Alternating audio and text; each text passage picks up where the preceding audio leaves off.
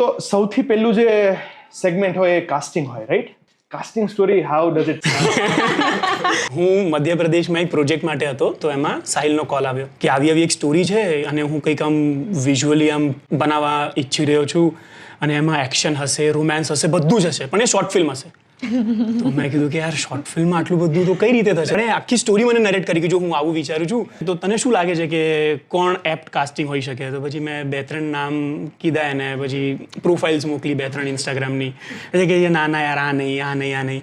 પછી આમ થોડીક વાર પછી મેં ધીમેથી આમ નાખ્યું કે યાર સાહિલ હું ના કરી શકું આ. કે તું કરી તો શકે પણ લુક, મેં કીધું કે લુકમાં તો શું છે, તું ક્યારે શૂટ કરવાનો છે, ત્યાર સુધી મેં કરી લઈશું ચેન્જ. તો કે એક કામ કર, અત્યારે તારી સેલ્ફી મોકલ. તો મેં સેલ્ફી મોકલી તો કહે છે કે યાર દાઢી બરાબર છે, કામ કર હવે કપાવતો નહીં.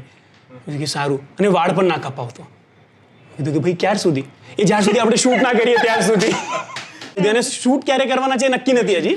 આપણે ડિસેમ્બરમાં વાત કરી રહ્યા છે કે આવું કન્ટેન્ટ છે. મેં કીધું કે સારું ભાઈ, તો કરીએ પ્રિપેરેશન.